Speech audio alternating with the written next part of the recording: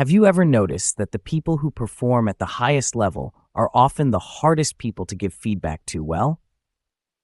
Not because they are fragile, not because they cannot handle the truth, and not because they do not want to improve, but because high performers usually hear feedback differently. They are already self-aware in some ways. They are already pushing themselves. They are already thinking hard about standards, results, and how they show up. And if your feedback is too vague, too blunt, too late, or too generic, it does not land the way you think it will. Sometimes it sounds obvious. Sometimes it sounds insulting. Sometimes it sounds like micromanagement. And sometimes, even when your intention is good, it creates defensiveness instead of growth. That is what we are talking about today. Today's episode is about going beyond radical candor and looking at a more effective framework for giving feedback to high performers. Because while radical candor helped a lot of leaders move away from overly soft, unclear feedback, the reality is that strong employees often need something more nuanced than just say the hard thing directly. High performers do not just need honesty. They need precision. They need relevance. They need context. And they need feedback that respects both their strengths and their ambition. Let's dive in.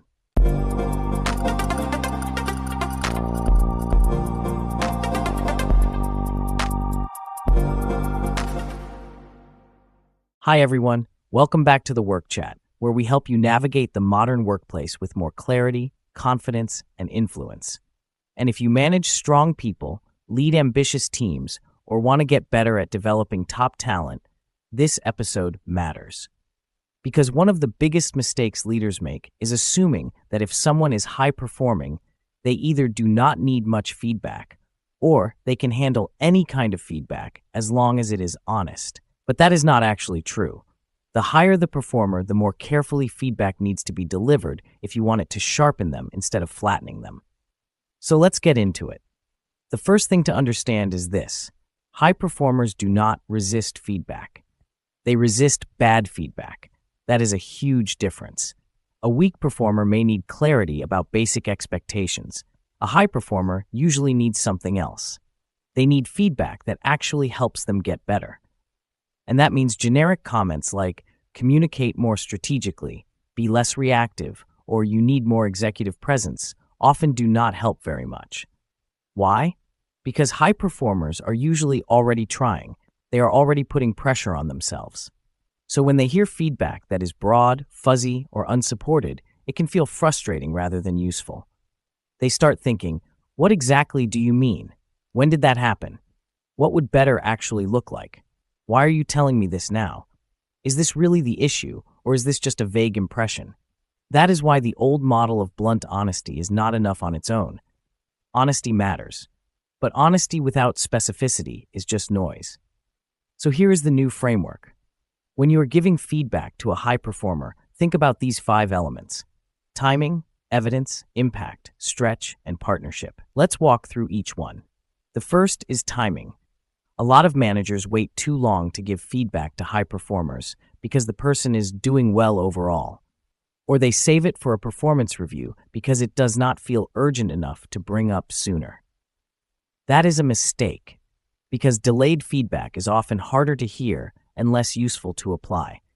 If someone has been performing strongly for months and then suddenly hears a bigger developmental critique, they are often blindsided. Not because they are unwilling to hear it, but because the delay makes it feel like a hidden narrative was building behind the scenes. That erodes trust. High performers want to improve in real time. They do not want a surprise file built on them quietly. So one of the best things you can do is shorten the distance between what you observe and when you address it. Not every issue needs a formal conversation, but important patterns should not sit too long. The second element is evidence. This is where a lot of feedback breaks down. If you tell a high performer you need to be more strategic, but you cannot point to specific moments, patterns, or examples, the feedback feels subjective. And when feedback feels subjective, strong employees often either dismiss it or overthink it. Neither one is helpful. High performers respond much better to feedback that is anchored in observable behavior. Instead of saying, "You came across as defensive," say, "In yesterday's meeting, when your recommendation was challenged, you jumped in quickly 3 times before the other person finished. I think the reaction may have weakened how your point landed. Do you hear the difference? One is an interpretation. The other is a concrete observation linked to a likely effect. That kind of feedback gives the person something they can actually work with. The third element is impact. This is the part many managers skip. They describe the behavior, but they do not explain why it matters. And high performers care a lot about why it matters. If you want someone strong to take feedback seriously, connect the behavior to its consequence. What did it create? What did it make harder? What perception did it shape? What opportunity did it limit? For example, it is not that your point was wrong. It is that the amount of detail made it harder for executives to quickly see the recommendation. Or, you are producing strong work, but because you solve so much independently, others may not always see your thinking process, which can make collaboration harder. That is useful because now the feedback is not just about style, it is about effectiveness. And strong people usually care deeply about effectiveness. The fourth element is stretch. This is where feedback to high performers should feel different from feedback to average performers. You are not just correcting a weakness, you are helping someone level up. That shift matters. Too much feedback is framed like a problem to fix. But with strong people, the better question is often, what is the next level of this person's effectiveness? Maybe they are already excellent one-on-one, but need to become stronger in larger group influence.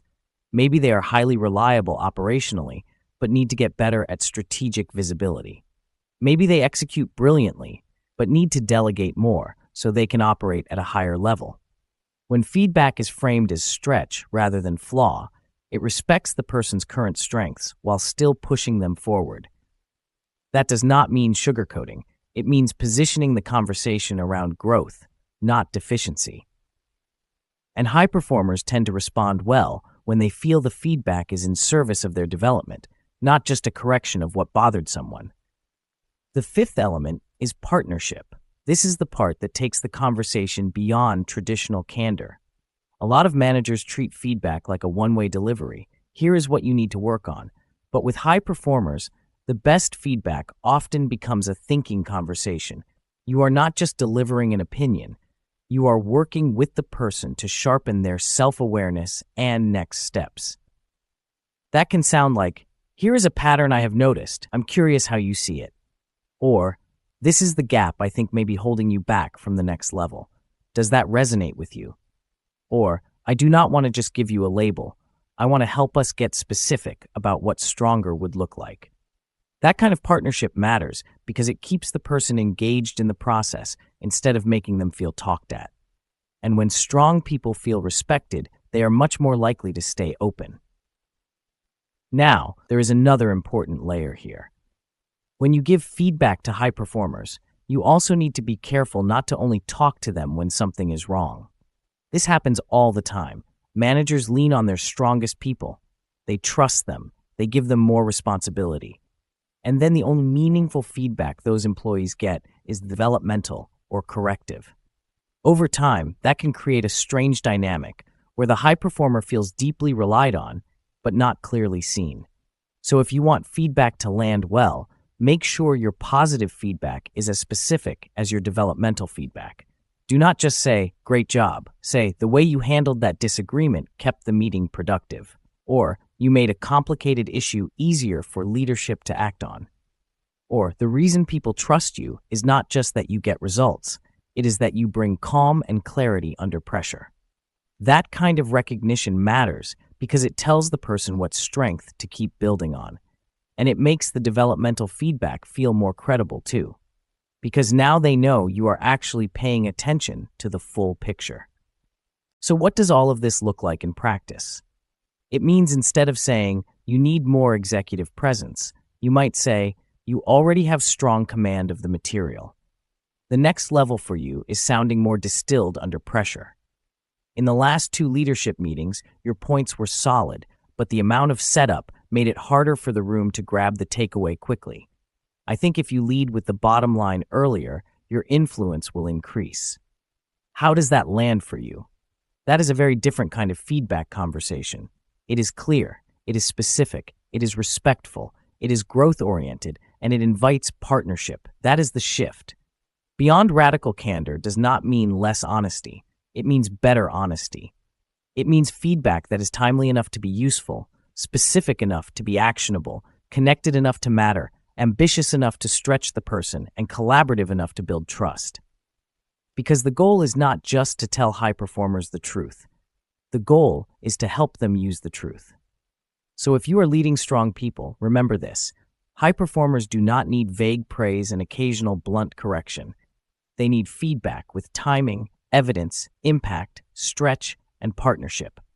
That is what helps them grow. And that is what makes feedback feel like leadership instead of just commentary. If this episode resonated with you, make sure to subscribe to the Work Chat for more practical conversations on workplace communication, leadership, confidence, and navigating the modern world of work. And if you want a little more support, I've included links in the description to my book, The Strategy Blueprint, a step-by-step guide to building your company strategy, available now on Amazon, as well as free resources on the website to help you keep growing in your communication, leadership, and strategy skills. And I'd love to hear from you in the comments. What kind of feedback helps strong performers grow the most? Thank you for tuning in. I'll see you in the next episode.